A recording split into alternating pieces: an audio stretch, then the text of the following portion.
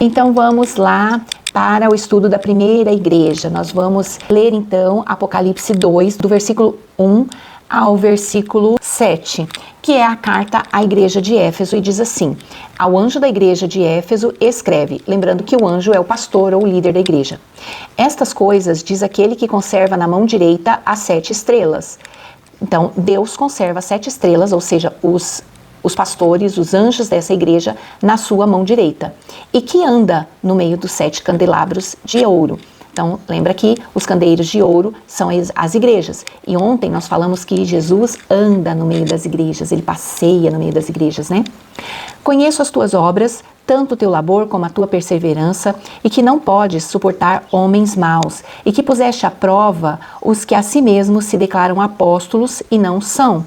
E os achastes mentirosos, e tens perseverança, e suportaste provas por causa do meu nome, e não te deixaste esmorecer. Tenho, porém, contra ti que abandonaste o teu primeiro amor. Lembra-te, pois, de onde caíste, arrepende-te e volta à prática das primeiras obras. E se não, venho a ti e moverei do seu lugar o teu candeeiro, caso não te arrependas. Tens, contudo, a teu favor que odeias as obras dos nicolaítas, os quais eu também odeio. Quem tem ouvidos, ouça o que o Espírito diz às igrejas. Ao vencedor, dar-lhe-ei que se alimente da árvore da vida, que se encontra no paraíso de Deus.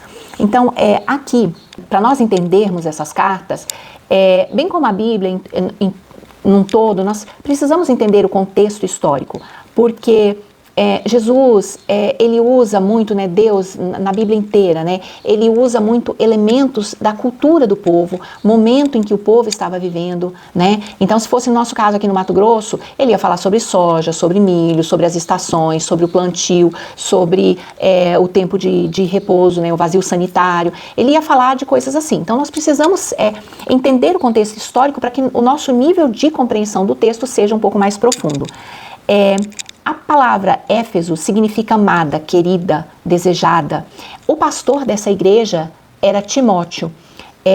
Por ali também passou o apóstolo Paulo, né? O apóstolo Paulo esteve por quase 3 anos ali em Éfeso, e o apóstolo João também passou por ali, nessa igreja, tá? Então, Éfeso, ela era uma metrópole, ela era uma cidade grande, ela fazia parte da rota marítima, ela devia ter entre 200 e 250 mil habitantes, alguns estudiosos dizem que talvez até um pouco mais. Então ela era um grande centro comercial, um grande centro econômico, além de um centro cultural e religioso também, tá? Então ela era uma cidade bem desenvolvida, ela era uma cidade grande, assim como nós que saímos aqui do interior, né, para ir muitas vezes para a capital, para conseguir especialistas, médicos, para diversão, para cultura, passeios, né? Nós fazemos muitas vezes essas viagens. Assim era naquela época, as pessoas iam para Éfeso para, além da parte religiosa, cultura, também fazer comércio, né? Em Éfeso haviam grandes teatros, grandes bibliotecas, né? E ali Paulo e seus companheiros, num daqueles teatros, eles quase foram mortos por causa da pregação deles. O que acontece? Havia um ourives ali, Demétrio, que ele se sentiu prejudicado porque por causa da pregação de Paulo, ele fazia estatuetas da deusa Diana, e por causa da pregação de Paulo, o comércio dele deu uma queda, né? Então, ele se sentiu prejudicado por isso e ele armou um motim ali com os habitantes da cidade, e eles levaram Paulo e os companheiros dele para um desses teatros, e lá eles começaram a gritar, e eles gritavam o nome de Diana, né, a grande deusa dos Efésios, por quase 2 horas ali. Então, nós vemos a narração desse momento lá em Atos 19. Ali em Éfeso haviam 14 templos pagãos, templos a todo tipo de deuses pagãos que você possa imaginar, havia ali em Éfeso. Haviam também muitos prostitutos e prostitutas cultuais, né? Eles faziam essa prostituição de forma religiosa, e esse dinheiro ia para esses templos também, né? Ali em Éfeso havia o culto ao imperador. O culto ao imperador, ele era um culto que antes de Domiciano, ele era um culto que ele era prestado ao imperador após a morte do imperador. Então o imperador morria e passava-se a cultuar aquele imperador.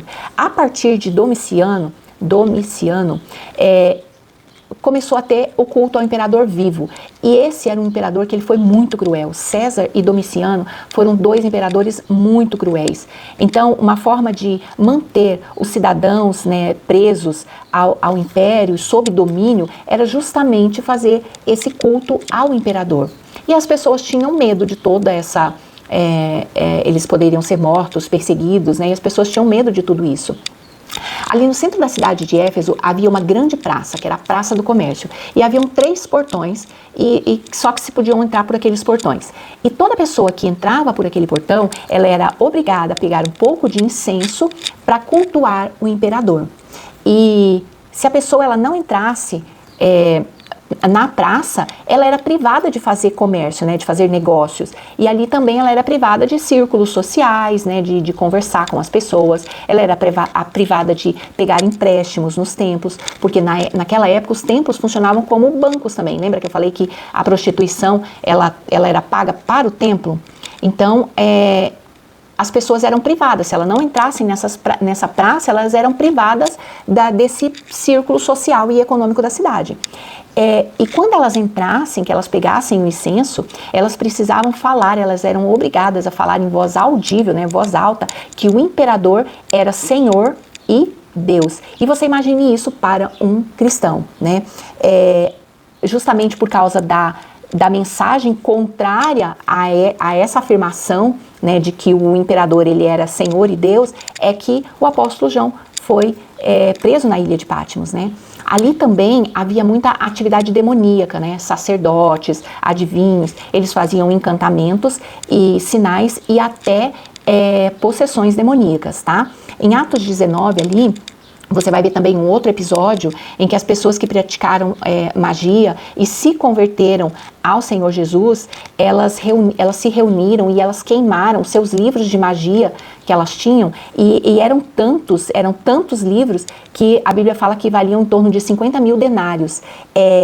Um denário correspondia a um dia de trabalho. Então, eram tantos livros que correspondiam a 50 mil dias de trabalho. E essas pessoas, elas verdadeiramente se arrependeram daquelas práticas, né, de adivinhações, feitiçarias, e elas queimaram todos os livros que elas tinham de magia.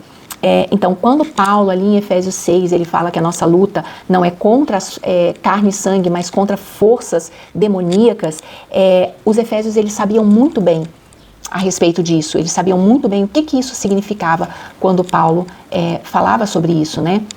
Então, essa era Éfeso na época.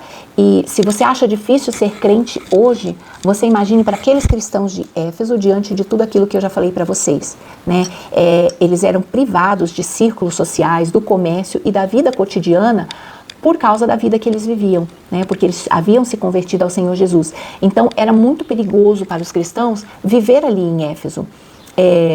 Contudo, haviam cristãos que eles não se curvavam ao sistema. E João foi um desses, e por isso ele foi então exilado na ilha de Patmos. Éfeso, ela foi, como eu disse ontem, né, Éfeso, ela foi a porta de entrada do evangelho para toda a Ásia Menor. Através de Éfeso, toda a Ásia ali conheceu o evangelho, e o evangelho se espalhou.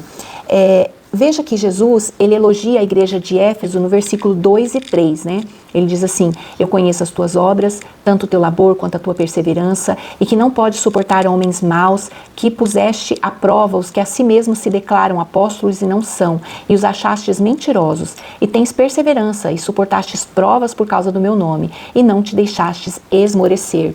Então, as obras aqui, ela fala de serviço. Essa era uma igreja que tinha alta produtividade, tá? Foi dali que o evangelho se espalhou para todo o restante da Ásia. Essa era uma igreja que ela não ficava de braços cruzados. As pessoas ali, elas não iam para a igreja e ficavam sentadas lá, simplesmente olhando o pastor falar, quando entravam pela porta da igreja, mal cumprimentavam os crentes, sentavam no banco, chegam atrasados e quer sentar no último banco e fica de braço cruzado. Não, aquela igreja ali era uma igreja que todo mundo trabalhava, tá? Que todo mundo chegava e falava assim: o que eu posso fazer? Aonde que eu posso trabalhar?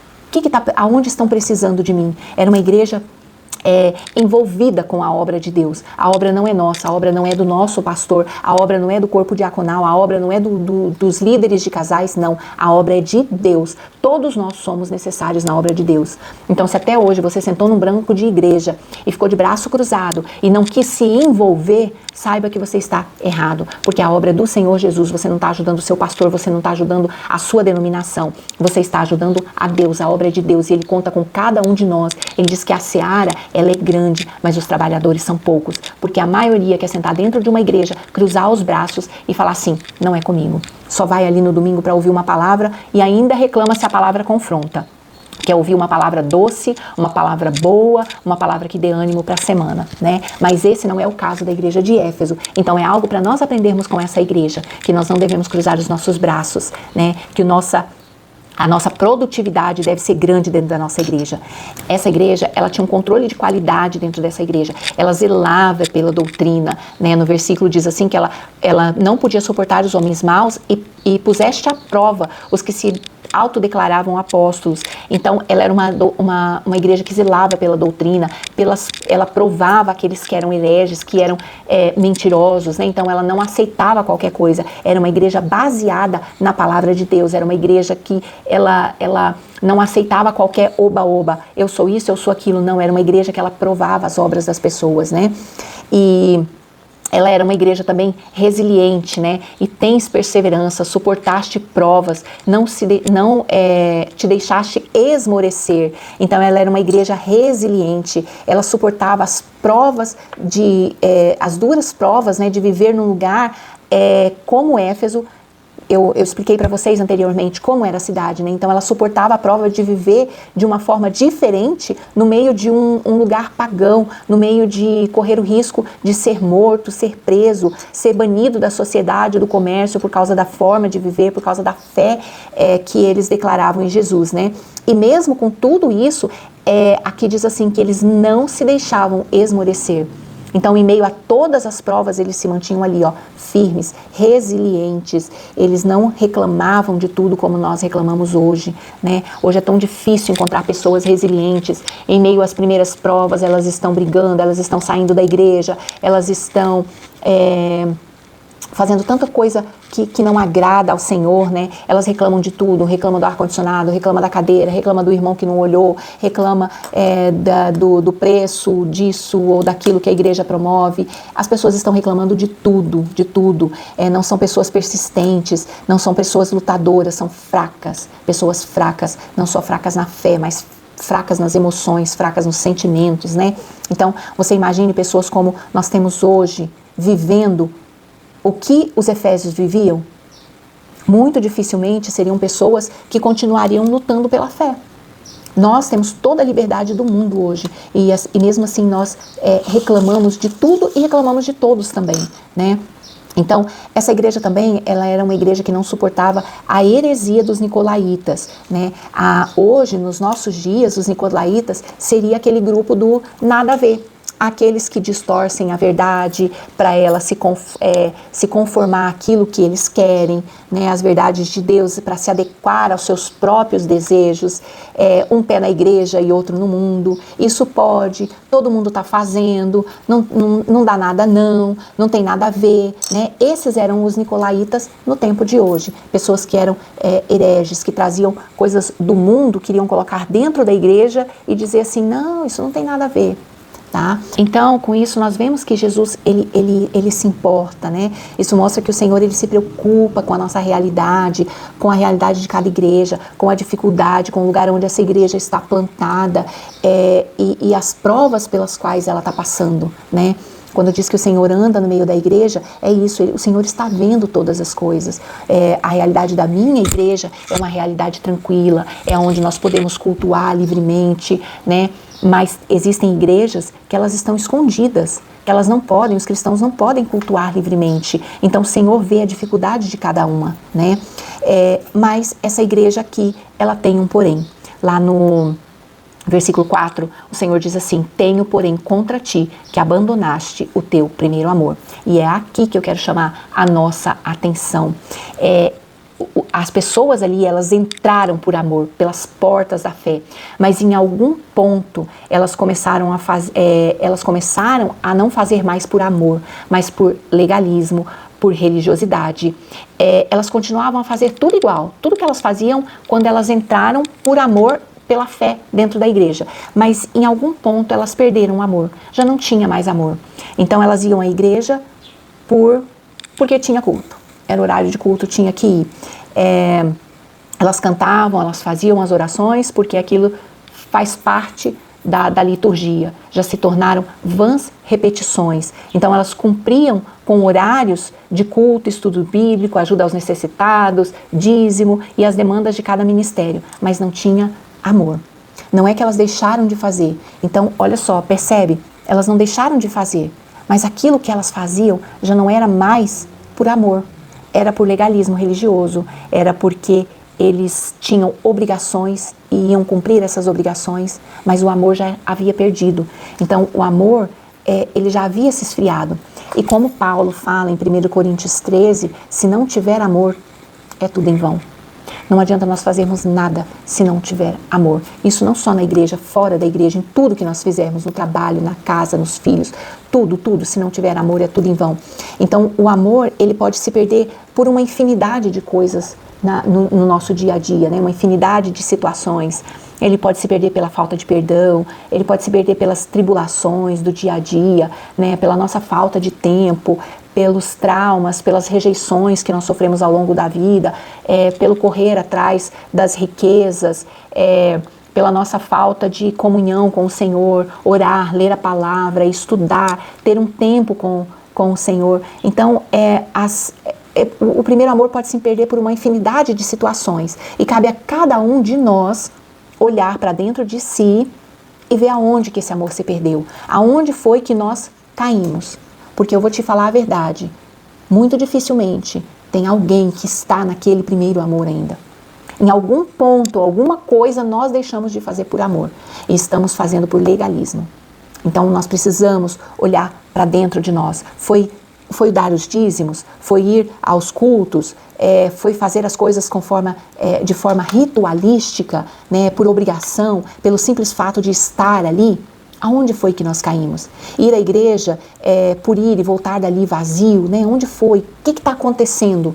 Que eu não estou tendo mais comunhão com o Deus da igreja e simplesmente com o prédio, né? É assim que nós perdemos o primeiro amor, tá? Mais do que trabalhar no reino e a nossa assiduidade aos cultos, o que Deus quer de nós é obediência e amor genuíno. É isso que Ele quer de nós. Muitas vezes nós queremos fazer muitas coisas e aí nós não conseguimos fazer por amor porque elas nos sobrecarregam. Então o que Deus quer de nós é que exista amor genuíno. É melhor você fazer uma ou duas coisas, mas com amor verdadeiro do que por obrigação, tá? Então, da mesma forma como nós nos apaixonamos pelo nosso esposo, pela esposa, né? E nós não víamos a hora de ver essa pessoa, é assim que Deus espera de nós, que nós tenhamos essa paixão, que nós não vejamos a hora de nos encontrar com Ele, nós não vejamos a hora de chegar o momento de orar, de sentar ali com Ele para estudar a palavra com a palavra, né? De ir à igreja, de fazer algo para Deus. Então é isso que Ele espera de nós, que essa paixão que nos fez entrar na fé, ela continue forte, continue queimando no nosso coração. Tá? E por isso nós precisamos olhar para onde foi que nós caímos, onde foi que nós caímos, né? Quando foi que nós deixamos de buscar o Senhor de coração e passamos a buscá-lo por conveniência, né? Passamos a buscá-lo porque precisamos ser abençoados, passamos a buscá-lo porque nós precisamos de cura, passamos a buscá-lo porque nós precisamos de um milagre, precisamos de dinheiro, precisamos ser abençoados financeiramente, né? Por que será que a chama se apagou no meu e no seu coração? Essa é a pergunta que nós temos que fazer diariamente, né? E para quem que nós estamos fazendo tudo isso? É para o pastor? É para o irmão? É para a sociedade? Para quem que nós estamos fazendo tudo isso? Porque se nosso amor esfriou, nós não estamos fazendo para Deus. E se nós não estamos fazendo para Deus, para quem que nós estamos fazendo? Porque Deus diz que se nós não estivermos fazendo por amor, é tudo em vão. Então, para quem que nós estamos fazendo? eu disse para vocês que nós faríamos um paralelo entre as igrejas e as 7 parábolas que tem em Mateus 13. E a primeira parábola que nós vamos fazer um paralelo com a igreja de Éfeso é a parábola do semeador, tá? Ali a semente foi lançada e cada solo recebeu a semente e ela germina, porque a semente ela é boa. Então, no primeiro amor, a semente vai germinar, porque a semente é boa. O problema não é a semente, o problema é sempre o solo.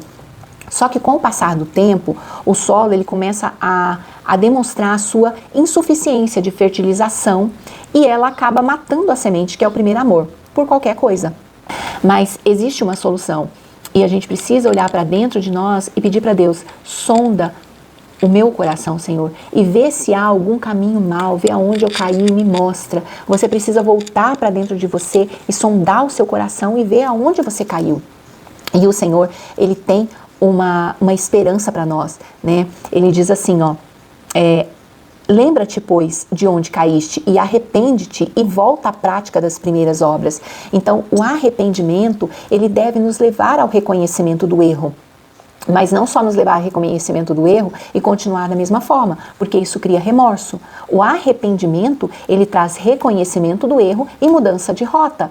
Então, se está errado, se eu identifiquei o problema, identifiquei aonde eu caí, o que eu tenho que voltar a fazer? Eu tenho que voltar lá de onde eu caí e não ficar remoendo o que aconteceu, lembrando e relembrando das coisas que aconteceram. Não.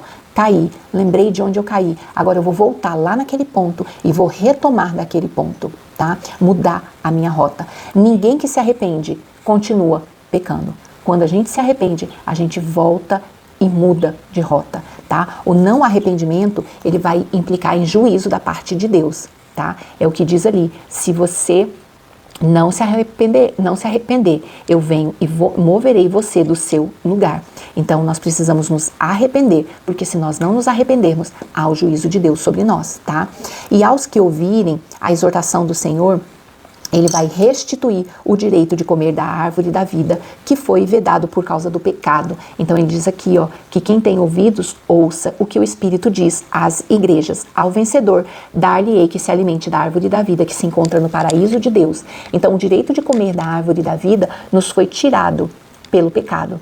E Deus vai nos restituir esse direito de comer da árvore da vida. Se nós nos arrependermos, voltarmos, permanecermos firmes e fiéis até o fim.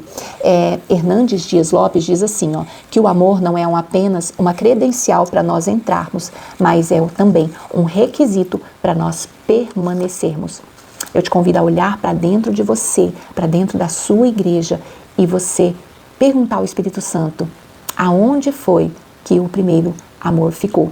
E eu te convido a voltar lá, se arrepender e corrigir a rota, porque ainda dá tempo. Mas Jesus Cristo está às portas e Ele está nos chamando a voltar, a corrigir os nossos erros e a mudar a nossa história, porque Ele tem uma grande recompensa para nós no céu. Amém? Até amanhã.